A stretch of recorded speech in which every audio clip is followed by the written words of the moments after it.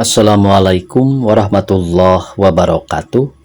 Pemirsa subscriber YouTube Mang Cecep Gorobacep anu satiasa tuhu manco di mana wae ayana. Dina dangat ayana urang neraskeun hanca carpon tina majalah Mangle tahun 1863 nomor 73. Carpon anu baris kapidangkeun dina dangat ayeuna ieu teh pamirsa tina kolom pangalaman para mitra. Judul anu kahiji nyaeta calana batik. Sumangga supados teu nyang kolong teuing kana waktos. Wilujeng ngadangukeun.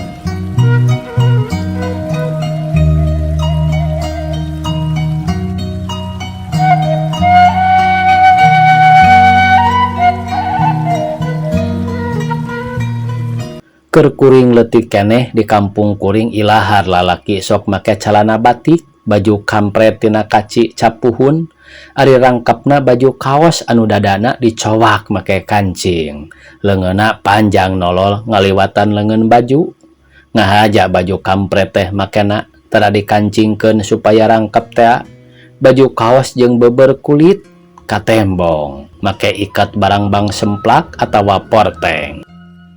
Lalaki nu geus rarabi sok make sarung poleng luhureun tuur dibeberkeun jeroeun kampret. Suku mah ngalagar bae, sok rajeun oge aya nu make tarumpah atawa salampak.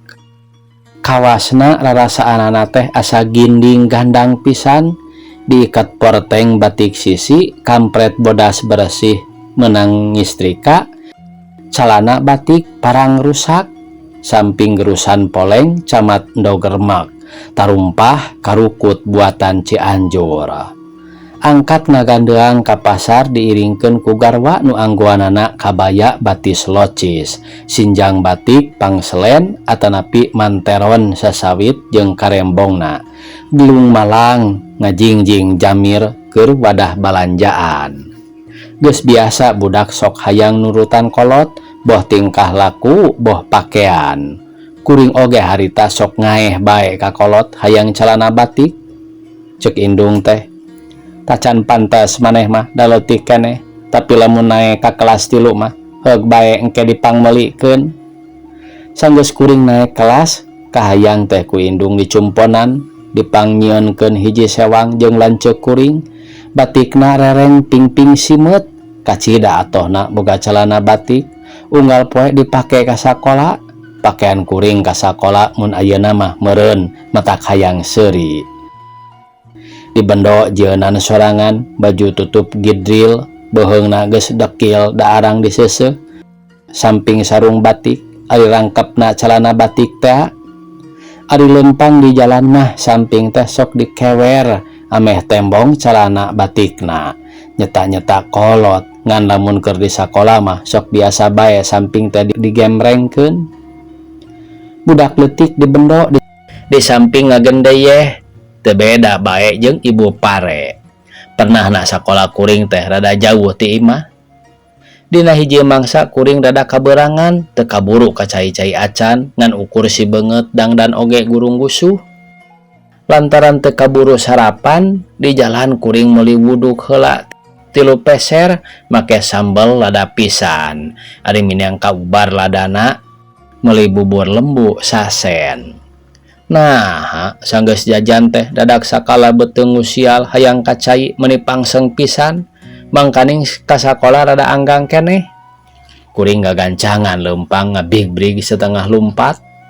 Datang-datang ka sakola bus kapacilingan, teu kaburu ngalaan samping ngan calana bae diporosotkeun, gog cingogo bari nanggeui gado nikmat pisan. Rarasaan mah geus rengse, tapi aneh, nah teu kadenge plang-pling-plung cara sasari, padahal susukan caina sakitu ngagulidagna. Ari ret kahandap, beu cilaka, horeng nyang koyot dina suja calana batik. Kuring bingung, rek diseuseuh, jijik jeung tereh loceng moal kaburu, ditinggalkeun di pacilingan era sieun kapanggih ku batur. Antuk lamah calana teh dilaan disered ku suku, dilempengkeun kana liang pacilingan. Curung leong bae dipalidikeun. Dina hate mah handeul pisan, mangkaning calana teh kakara lalayu sekar tur resep keneh makena. Sawatara poe ti harita kuring ditanya ku indung, "Kamana calana batik tara katembong dipake?"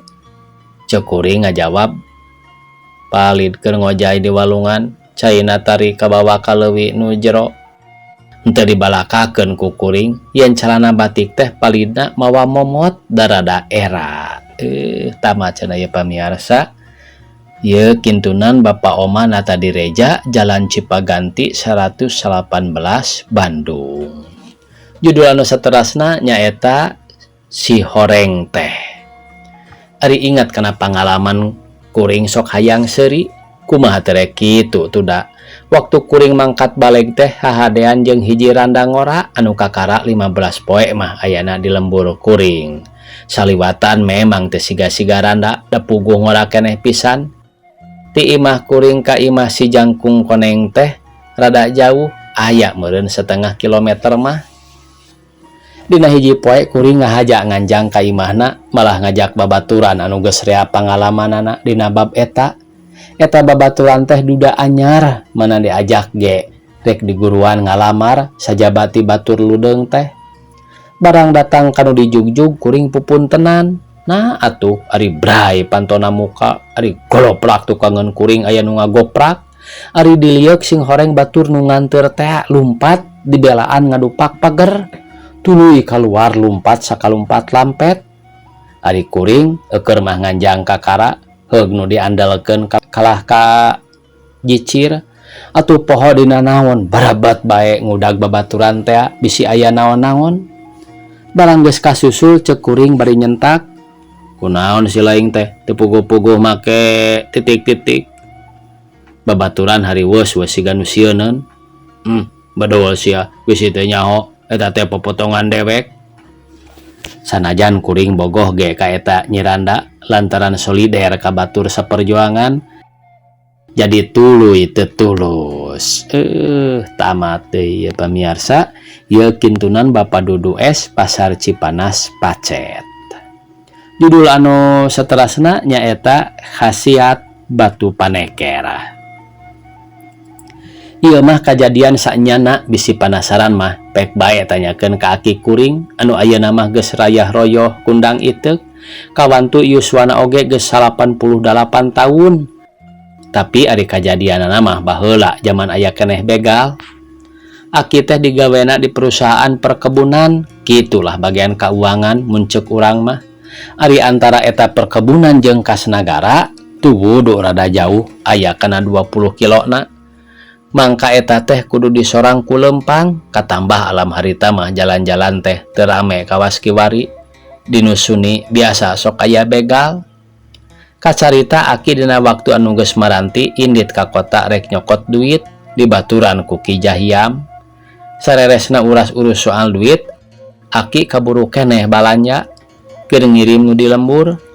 Minangka keur boro-boroeun incu pek meuli gula karang. Ari geus dibungkus sup bae dikanapesakeun balik wae. Nah atuh ari di setengahing perjalanan gebret teh hujan mani gede.